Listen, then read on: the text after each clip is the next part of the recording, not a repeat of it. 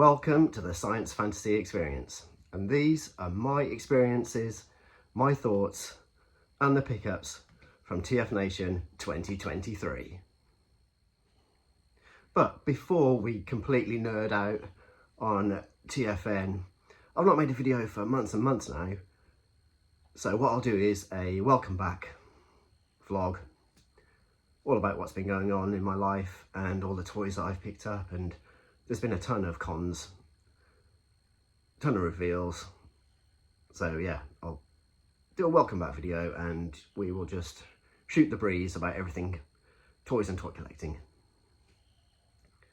But back to TFNation 2023. Oh my god, it was incredible. It was just every emotion ever. It went from exhilarating to sadness.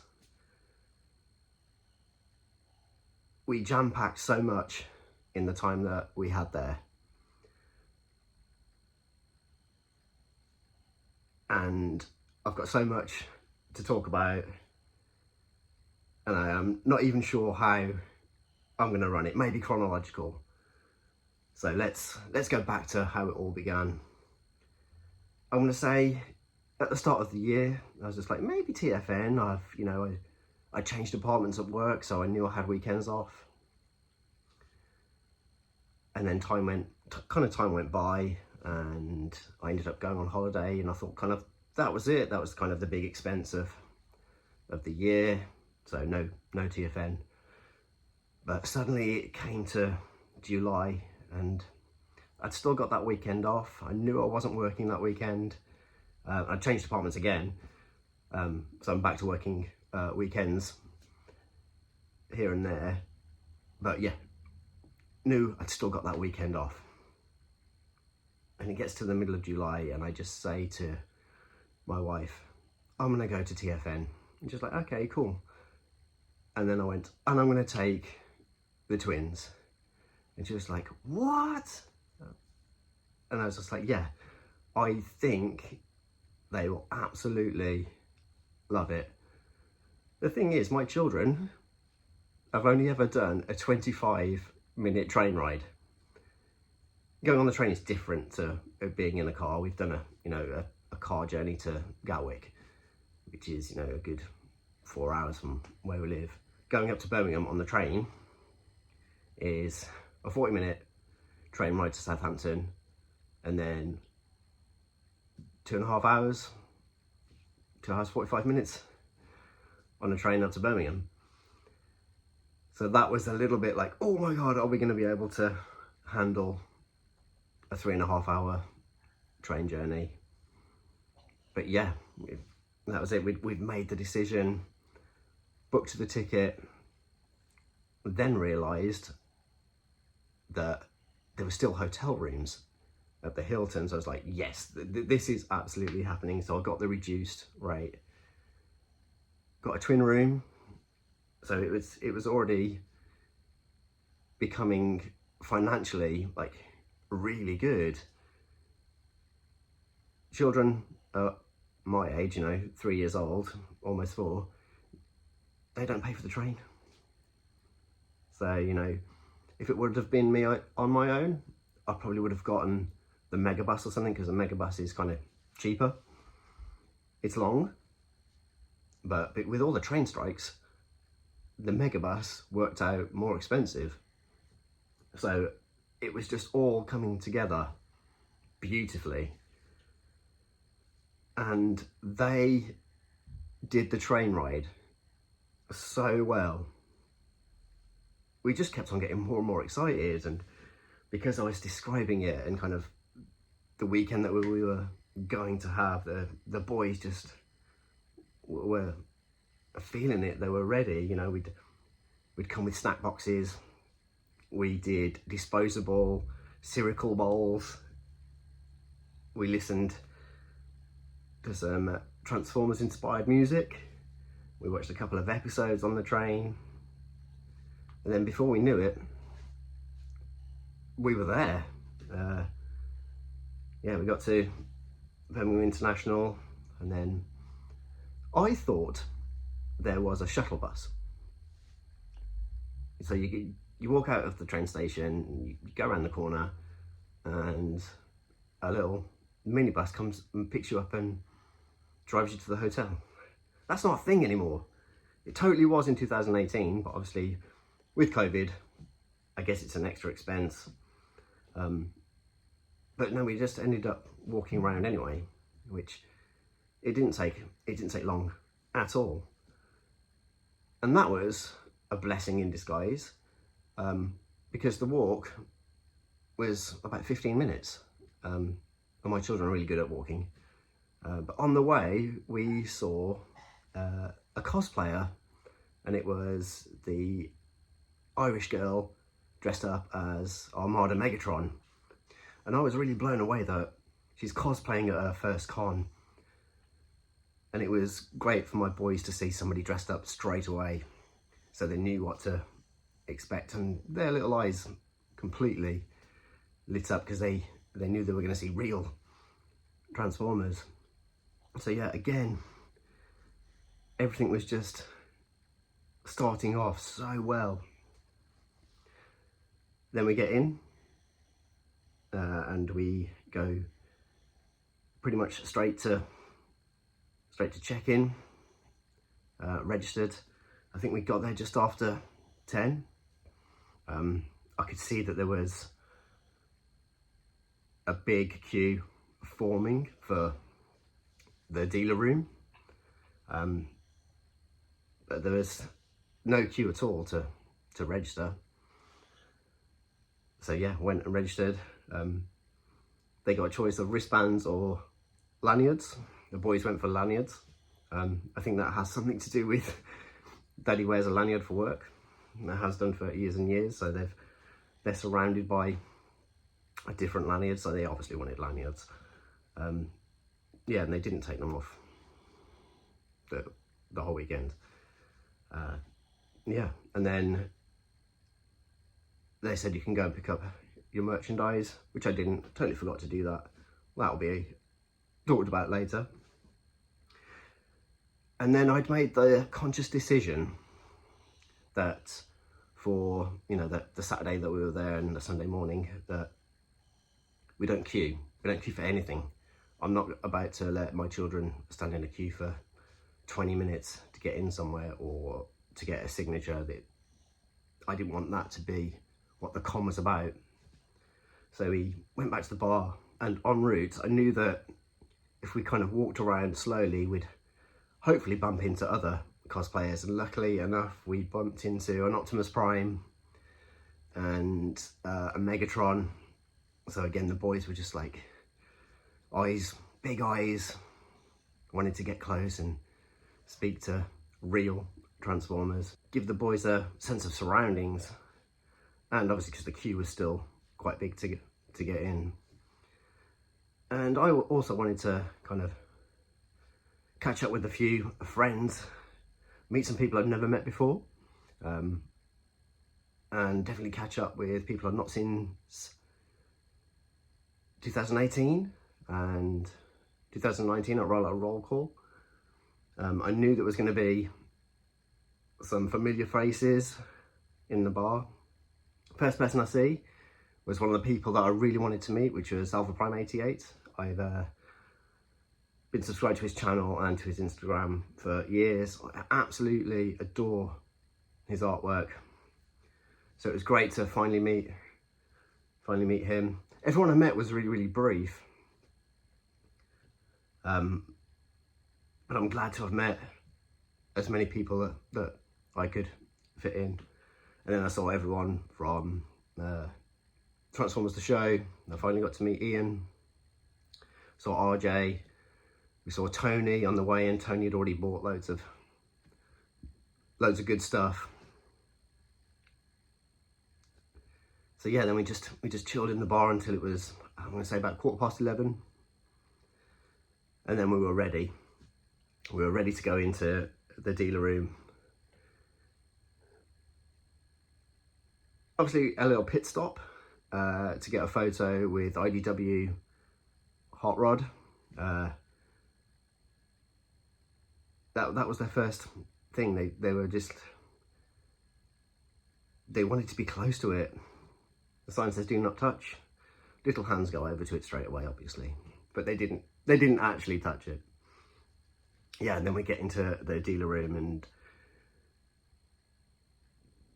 it was overwhelming. I think there was perhaps too many people for them at first, but you could see the excitement on their faces.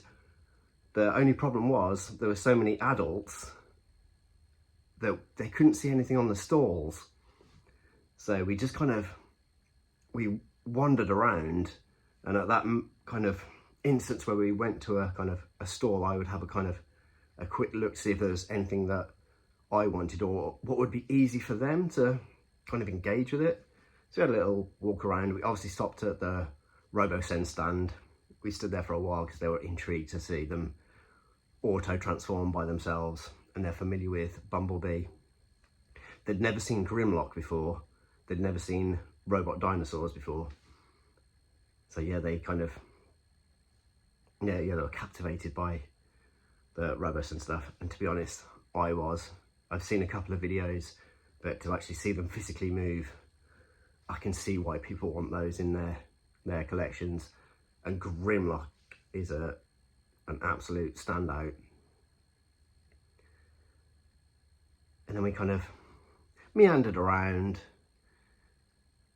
and then we got to the corner where David Soboleff was, and Jim Sorrison, and then right in the corner was Susan Blue, and there was no queue.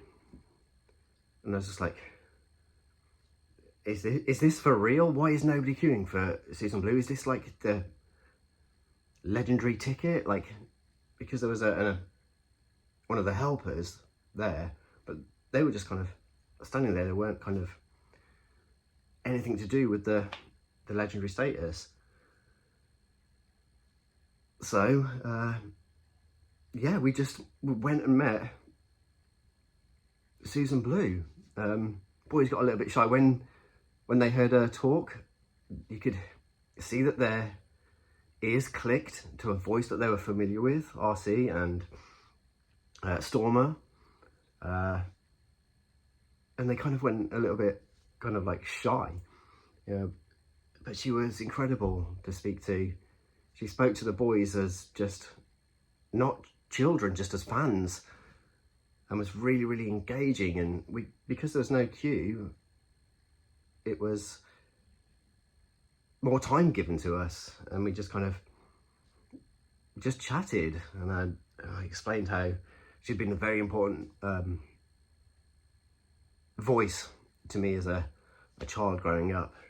There's so many shows that she voiced that I absolutely adore. Transformers, Visionaries, one of my big favourites, Gem and the Holograms, Bigfoot and the Muscle Machines. So it was at that point when I was just like, can you please sign my Stormer? And here it is, right there in the corner, in electric pink, just like the rest of the box. She seemed taken aback to actually see a Stormer doll. In some ways, was she expecting just to see loads of RC bits and pieces? So yeah, she was just like, oh my, it's been a long time. Yeah, in some ways, this thing's come full circle. This was my very first purchase, TFN in 2018.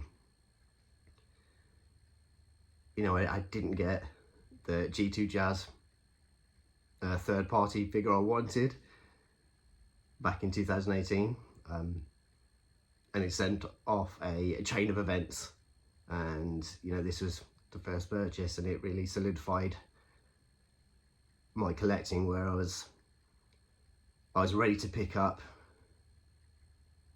anything and everything and to go super eclectic, more so than ever in 2018 when it comes to toys.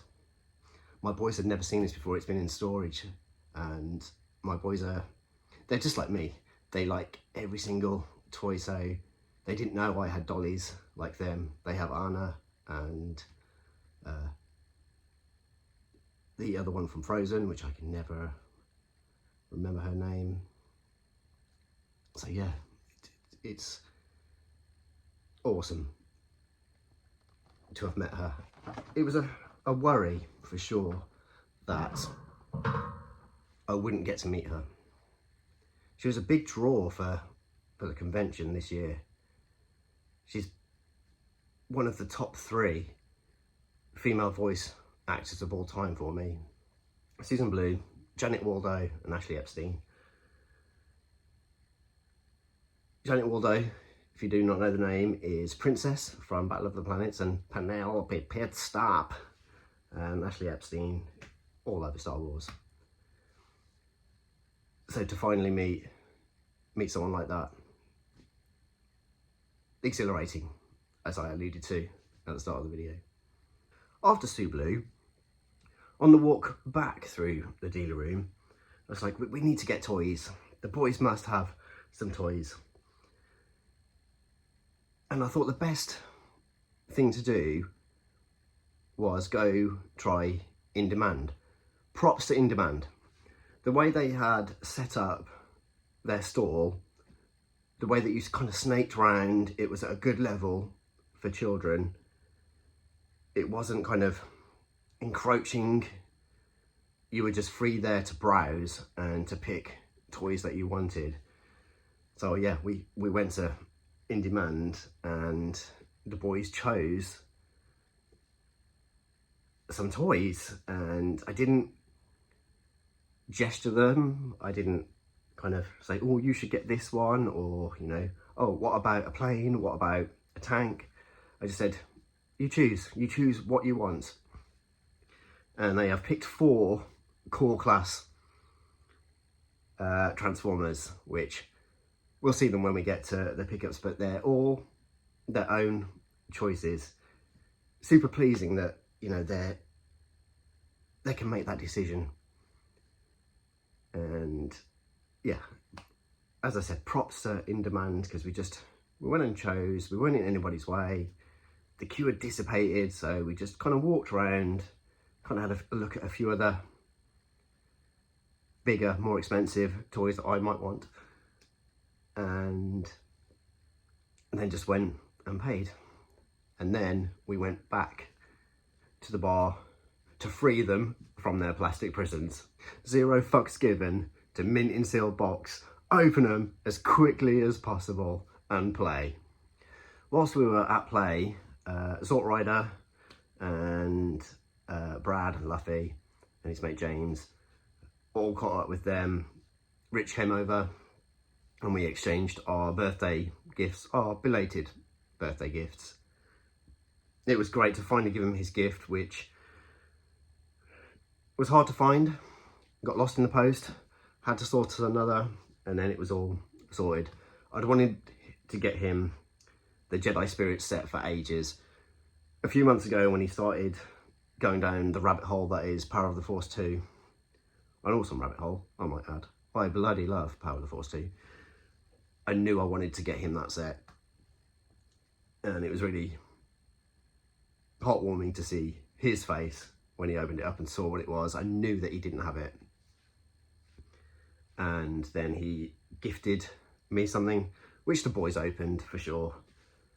And again, I'll show that in the pickups. It's quite a toy.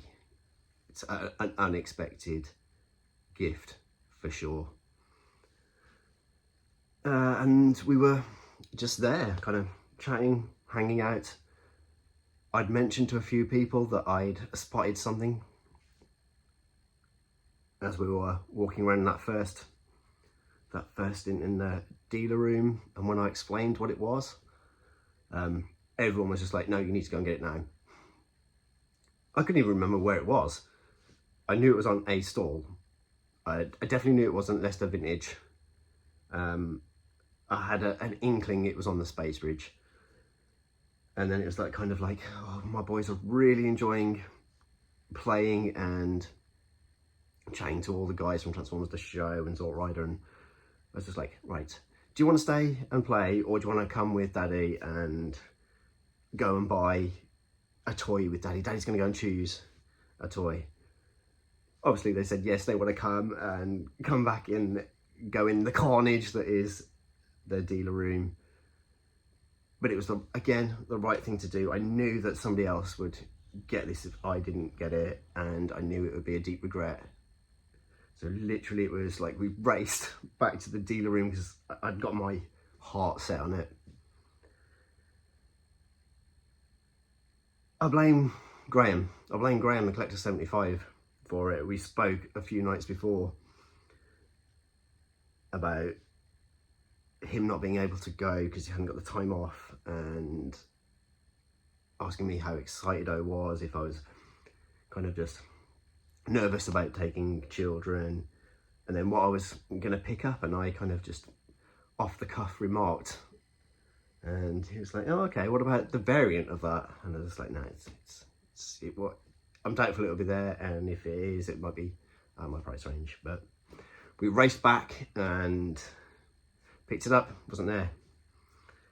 It was really, and yeah, just literally straight into my hands, and then taken up to the room and safely put by. You'll see why, and I'll go through in a bit more detail when we talk about the pickups. So yeah, this pretty much took us to, you know, lunchtime.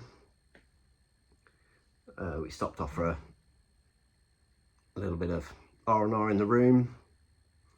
Boys wanted to carry on playing with their Transformers. It was nice to take a little bit of a breather and actually have something to eat.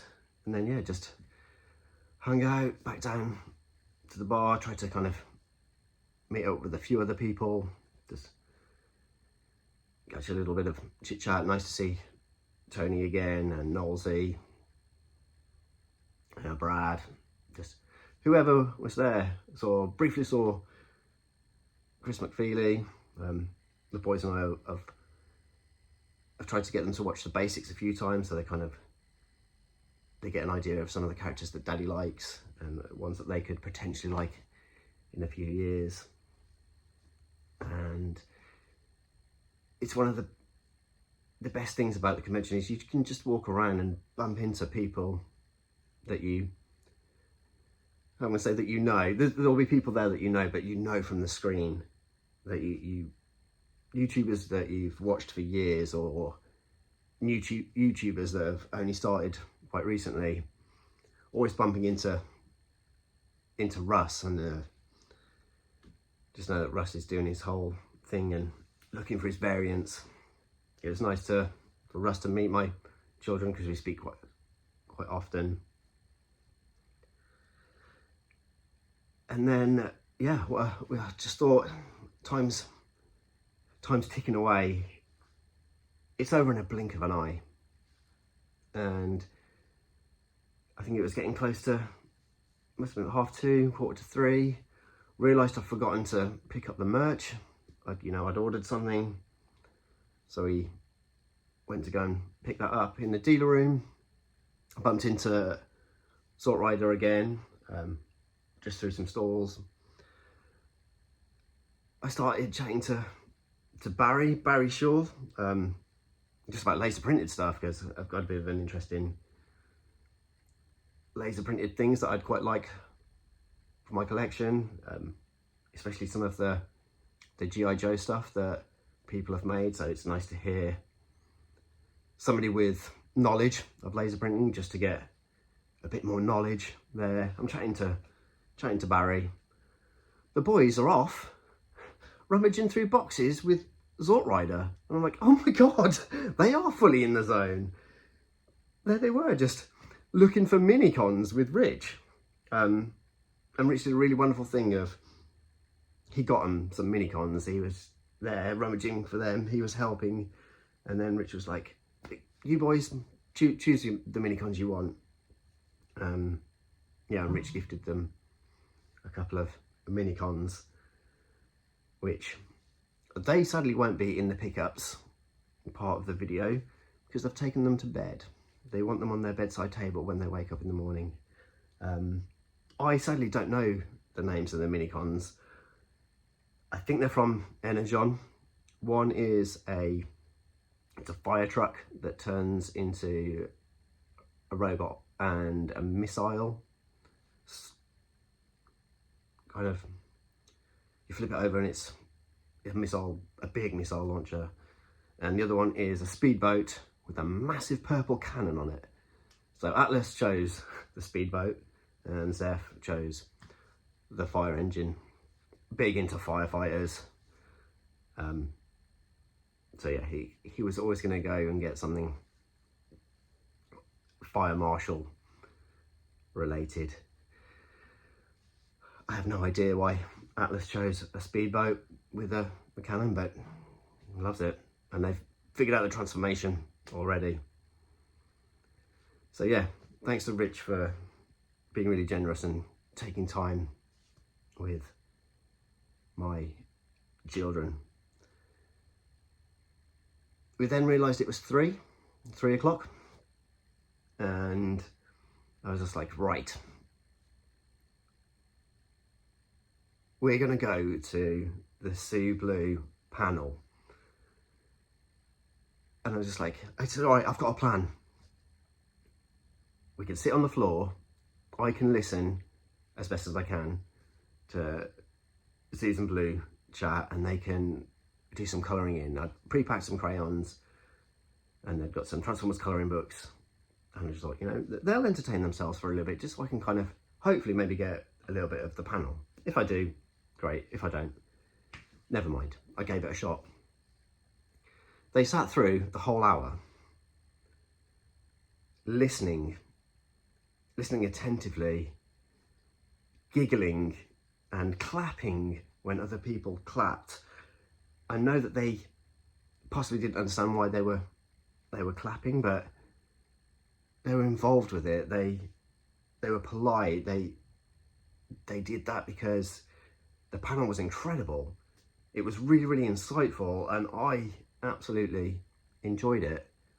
And it was a real proud, dad moment for me. They loved hearing the different voices. When she changed her voice, it really captivated them. And I did not know, or I didn't even expect that they would be able to sit through a whole hour and get it. God, I'm like welling up about how impressive my children were at this convention.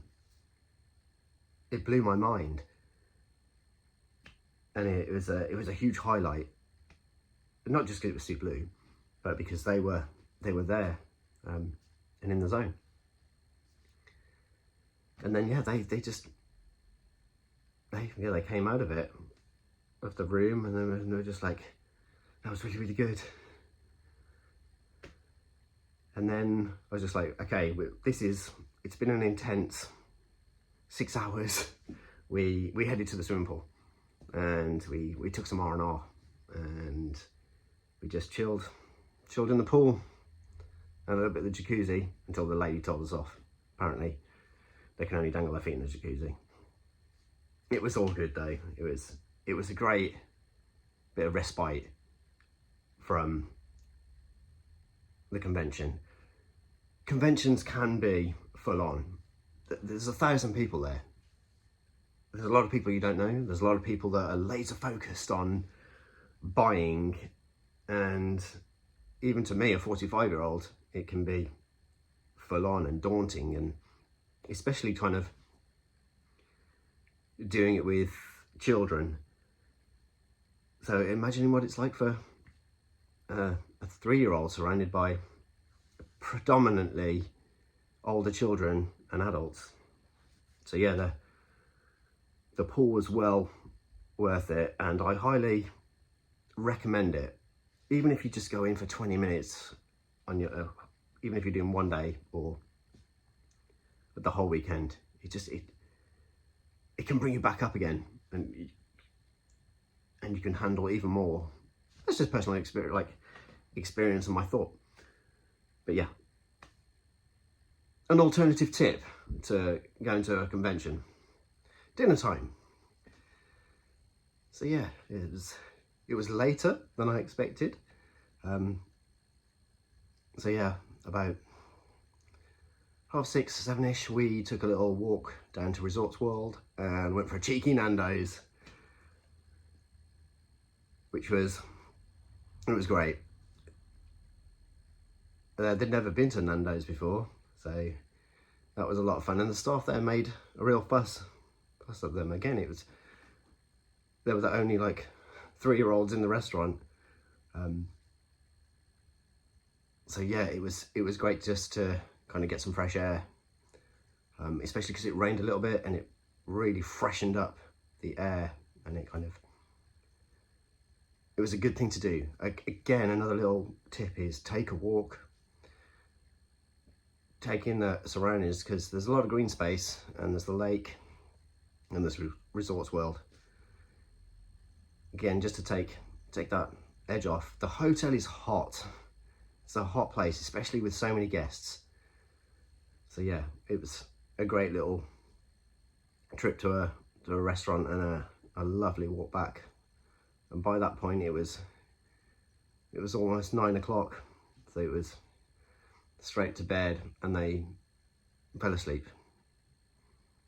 No story time or anything. They were exhausted, and rightly so. They'd had the best day, one of the best days ever, and I just chilled for a couple of hours reading, and then that was the Saturday done. So Sunday morning, I only paid for a Saturday ticket. The plan was just to hang out in the bar in the morning and then get the train back at 1:15.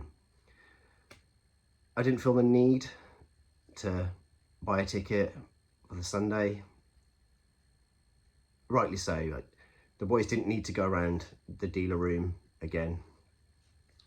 I didn't. I'd come away with an excellent purchase, and I'd made the decision at, say, about 11 o'clock that it was going to be one big purchase for the convention. A real standout piece for my collection. So yeah, saved a bit of money by not getting the Sunday ticket, and the boys just wanted to hang out and play with their toys and be surrounded by my friends. I need to say a huge shout out to Paul and Alexis from Transformers The Show, and to Pete, and to Rich Zorro. They treated my children not like children. They treated them like toy collectors and Transformer fans, and they loved being surrounded by adults doing adult things. They weren't fussed at all that there wasn't any other children to play with. I don't think I knew really any other people with children that were there. That I knew Ryan, his boy is I think 7 or 8, so it's in some ways a slightly too big a gap for my children to interact. But yeah, they didn't need other children. They were so engrossed with playing with those guys that was all they needed. So yeah, we just absolutely chilled in the bar for 3 hours in the morning.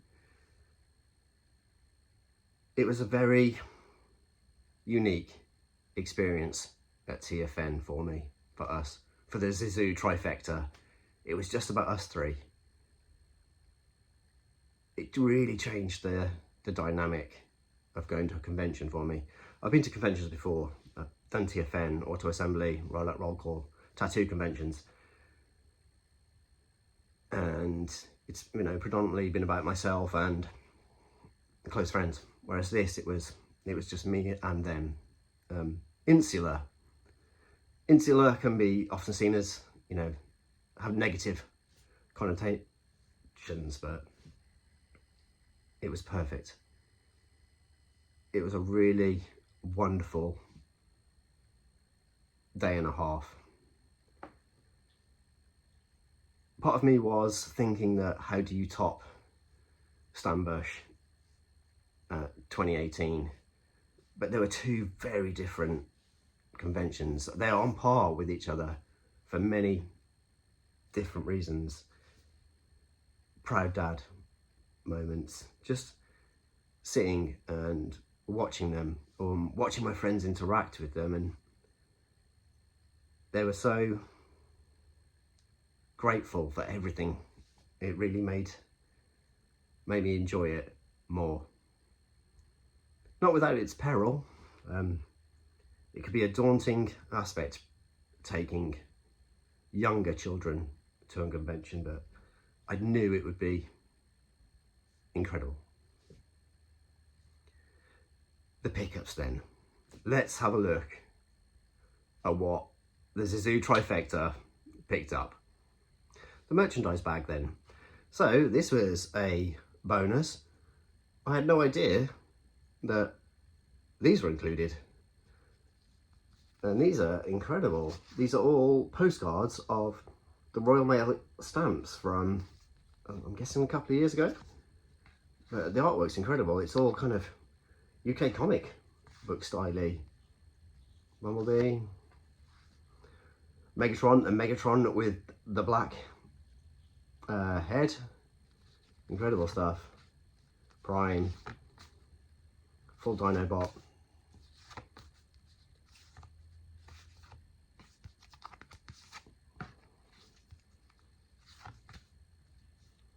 Soundwave. That's a lovely picture of Soundwave. The Star of the Convention. If I'd have known this was in here, I probably would have got that signed. That one I absolutely adore. From the colours to the pose, just the little gleam, the highlight and shading. What a lovely surprise. I had no idea that was in the bag. Because I'd really only ordered these bad boys.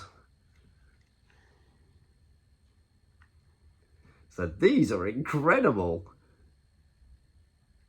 When I saw that this was going to be the merch, I was just like, that's a convention exclusive. That is a memento of the year. Glasses that look like RC had in the movie. And they do one extra thing. They decode the back of G1 box tech specs. Kneel before Zod. So this was the Toy-Fu magazine. I say magazine, it's a book. It's incredibly thick, and obviously it's a hilarious play on the Superman 2 quote, and obviously Zod was one of the big GoBots, the big blue tricycle monster. And this book is phenomenal. I spent 2 hours reading it after the boys went to sleep. I was so engrossed in it. It's got bios for every single GoBot, and it goes into Robo Machine and other various bits and pieces. I've also highlighted a page because I want to talk about Dan Cougar. It goes on to all the other surrounding bits that they put under the Robo Machine Robo GoBots. That's been on my wish list for years and years now, and I just cannot find one. But it's lovely to read up about it. I think there's a bigger piece on, there he is. Maybe one of the greatest combining toys ever, Puzzler. 6 sports cars that come together. I'm a huge GoBots, a machine Robo Machine. Call it what you will. A fan. I love them just as much as Transformers. I just love transforming toys in general, whether it be mask, converters, Robo Machine, Machine Robo, GoBots. Call it what you will. And there he is. There's Zod. So many interesting bits. You've got brand new stories, older stories.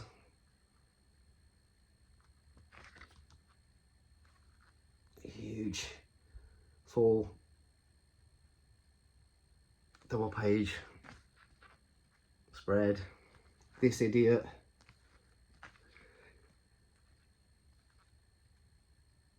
And then just intricate little bits about the PS2 game. So you've got Robot Wars Impact. It's just, yeah. I only kind of skimmed through not even half of it, and it took 2 hours. This is going to be one hell of an awesome read. It'll probably take me forever, like Action Force: The Battle Years, which is taking me years to read. But what a pickup. Incredible. In some ways I didn't have the opportunity to get any bots from Toyfu, so getting the book and contributing that way was a great thing to do for me. So let's talk robots. What did my children pick up? So they looked all around in demand, and what caught their eye was Core Class Soundwave, and they wanted one each, and I was like, absolutely, because they've seen my masterpiece, and we have a G1 knockoff Korean Soundwave that's seen better days. You may have seen my video on it a few years ago from, I'm gonna say, Bots at Home 2. It's slowly crumbling to pieces, and they absolutely adore it. So for them to get miniature versions for themselves that they can play with properly, they just jumped at the chance to get Soundwave, and they enjoy it. They're slowly getting the transformation. It's the right amount of complexity for, you know, a 3-year-old, 4-year-old, but for me it's an absolute revelation. This toy is incredible. It's so poseable. It looks just like a masterpiece in a tiny scale, and it even flips out, and inside, tiny, teeny laser beak. Stunning, absolutely stunning. What a choice, all by themselves. It's kind of like Daddy's, so I guess they'll have it. And then, this is what shocked me the most, is, well, did it shock me? They love dinosaurs, obviously. What kid doesn't like dinosaurs? But they chose Slag and Sludge. Again, what a revelation these are. Super poseable. And again, they just look like the original toys. Yeah, the transformation's a bit different, but screen accuracy with a red head. These are absolutely adorable, and the boys absolutely love them. They didn't put them down at all. Again, they're trying to figure out the transformation, so sometimes I'm transforming them for them. Hard Panther, obviously. But yeah, these are great toys, and just the right amount of kind of money for them to kind of be used to, just so they don't think, you know, getting expensive Transformers and not playing with them because I think they're, you know, too good to be either like played with, or they don't play with them because they're too hard to transform. But yeah, these are absolutely wonderful. Looking at them though, this is Dino King. This is going to be retooled into Monstructor and Dino King, obviously, because it combines into Volcanicus. But yeah, I can see that this can go through tooling to get Dino King from the Japanese continuity, from Victory. Yeah, so that's what they chose, as well as a load of mini-cons. What did I get for my birthday from Zort Rider? What I got was mind-blowing and super unexpected, and here it is in its chrome glory. We have got a G1 Swoop. It's a toy that means a lot. It means a lot to Rich. And before you go wild, it's a knockoff, obviously. I don't expect one of my friends to get me one of the rarest Dinobots ever, an original. You can tell it's a KO from the box. The box is almost perfect, and it's a great example. There is no like blurring of the lines. That is thin, so that gives it away. But the fact that it says it's a KO on the bottom on a huge sticker kind of gives it away. I'm not financially in a position to get original G1 Dinobots. I also wouldn't want to get them. They're 40-year-old toys that are often, not junkers, but they're going to have been played with. I'm happy to have knockoffs. I got Snarl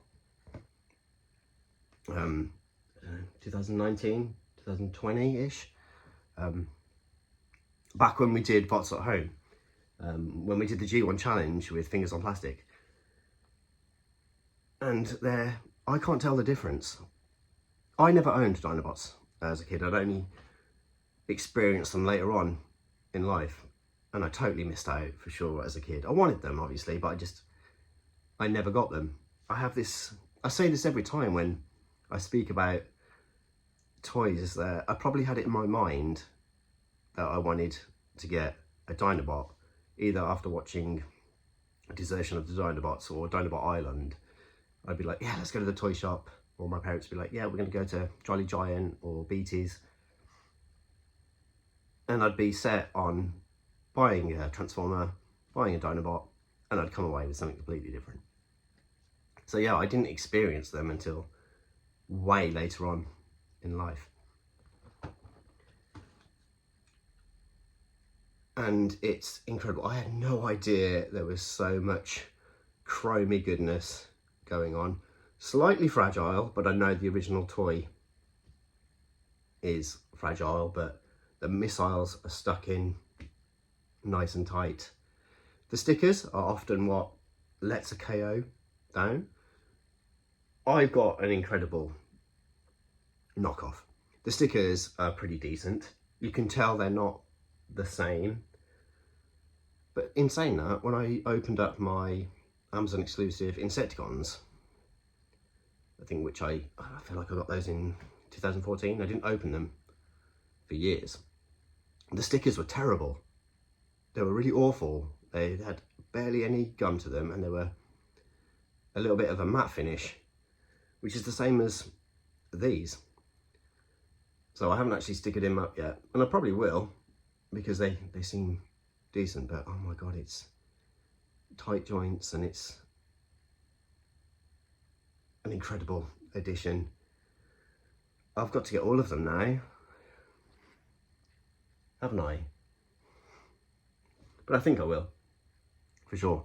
A slow burn, pick up one every once in a while. So yeah, it's a really meaningful toy. Thank you, Rich. It's a lovely birthday present. I know how much Swoop means to you. The first time I experienced Swoop was when he bought it in 2018 from Toy Foo. So yeah, I think Swoop is deep in a lot of toy collectors, Transformers fans' hearts. So thank you, Rich. So this is it. The one big purchase, the only robot I bought at TFN. As I said, it was always going to be one big one to show for the convention. Got it from the Space Bridge, an incredible store. Paul's a great guy, and when I saw it, I was like, yes, this is the one for me. As I mentioned earlier, I'd been speaking to Graham, and he said, what about the colour variant? What about Primal Prime? Because I'd said, I'm quite interested in perhaps picking up an Optimal Optimus. I have no Beast Wars toys in my collection. I've never owned Beast Wars toys, and I really enjoy Beast Wars. I thought it was an incredible show. So here we have mint and sealed box of Primal Prime, a standout piece, and I got it for a great price. I like Optimal Optimus. There's something about shiny orange plastic, but to have it in prime colours, and I know it's got the Maximal insignia on one side and the Autobot logo on the other. Yes, it's a Beast Machines figure, but it's Beast Wars. Optimal Optimus came out in Beast Wars. I knew I had to have it. I can't believe it was there. It's full of chromey, plasticky, red, shiny goodness. It's one of the most insane toys ever. So, like, the ground assault, like the truck, it's not a truck, I don't even know what it is bizarre looking. What is it, the hypersonic fighter? Hypersonic attack. The plane, it's not a plane, it's a monkey with wings. Again, bizarre, but I think the gorilla and the robot are two of like the most amazing modes. I never thought I'd own one at all. You know, I saw one way back when, I'm gonna say 99, and I didn't know what it was. I went to a now defunct shop called Another World in Wolverhampton. I think it became a Forbidden Planet a few years after then, and it was randomly there, and I'd seen Beast Wars a few episodes, but I didn't know what it was.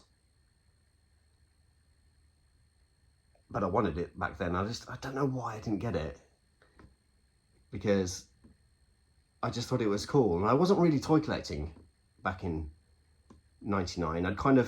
I'd slowed down on, I think I'd pretty much stopped collecting Power of the Force, and I was just kind of buying toys here and there. I wasn't the toy collector I am now.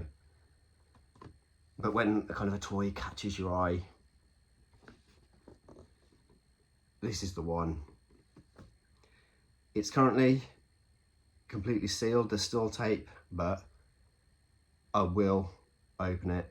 And as I alluded to at the start of the video, when I do my welcome back video, it'll be open by then so we can see it in its full glory. I can't wait to get it out of the package. But on the other hand, it'd be nice just to experience some sealed action for a bit and savor the moment when I open it.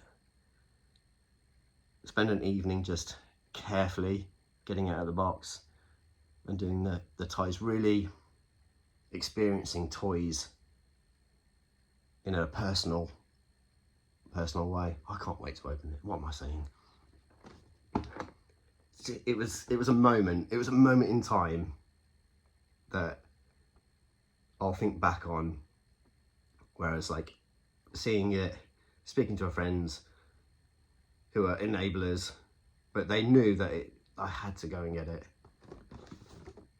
Yeah, Primal Prime. Let's end on some final thoughts. It was a truly magical experience. It had been 5 years since my last TFN, and a good few years since any sort of convention. Obviously COVID put a stop to that, so we did our virtual ones, however many we did, a couple of bots at homes, toys, video and robots, a blast from the past.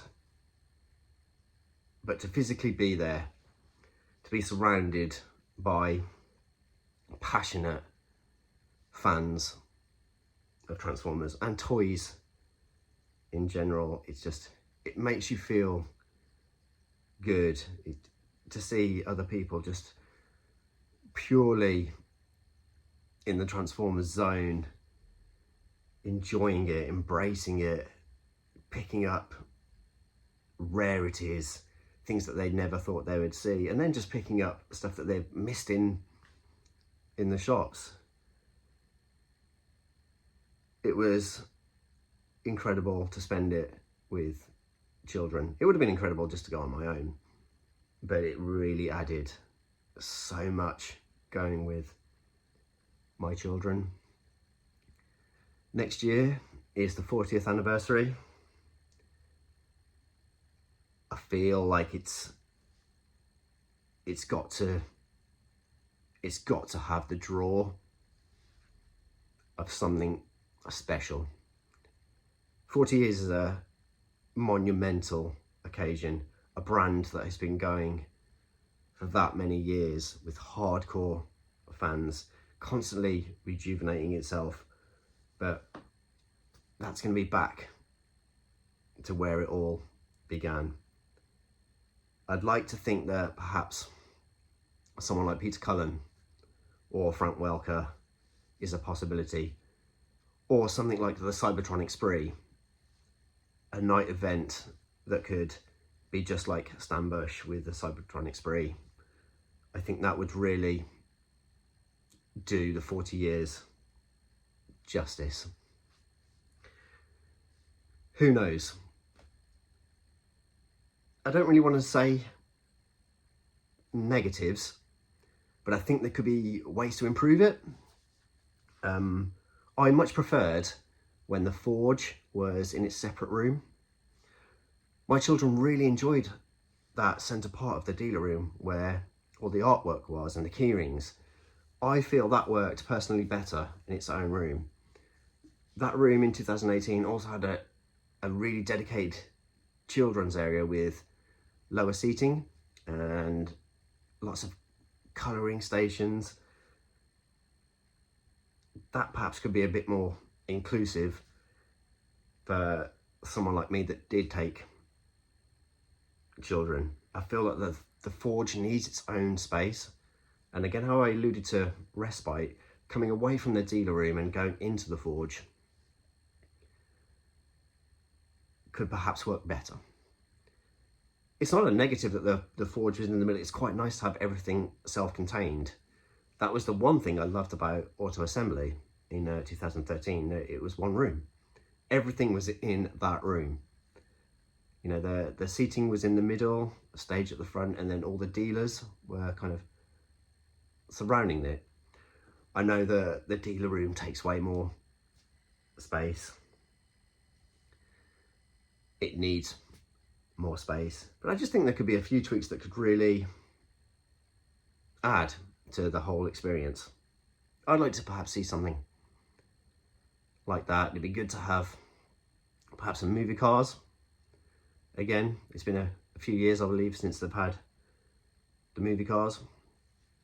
I think, again, I'm perhaps going from a perspective of being younger.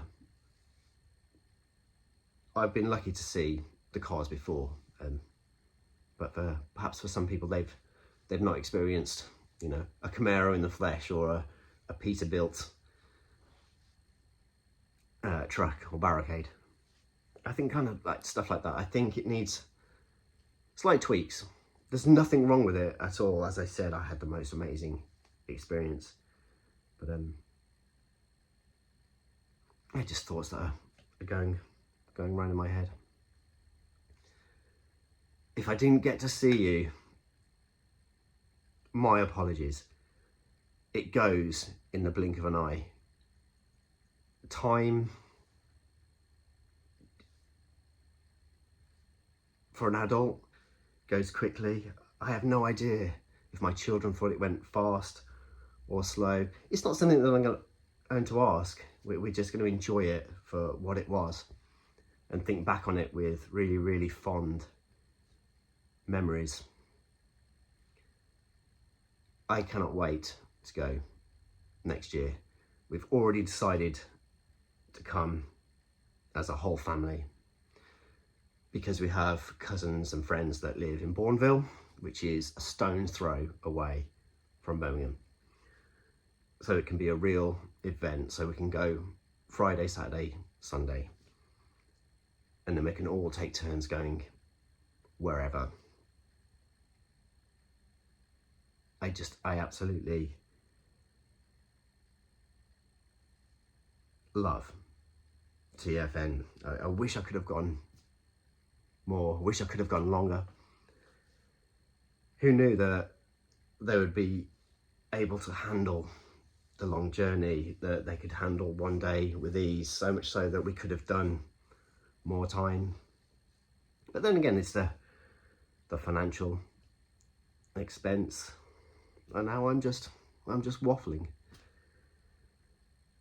My sincerest thanks to anybody that came up and said hi, anytime that anybody interacted with myself and my children. You really made it special for them, and I hope to see you all at the next one.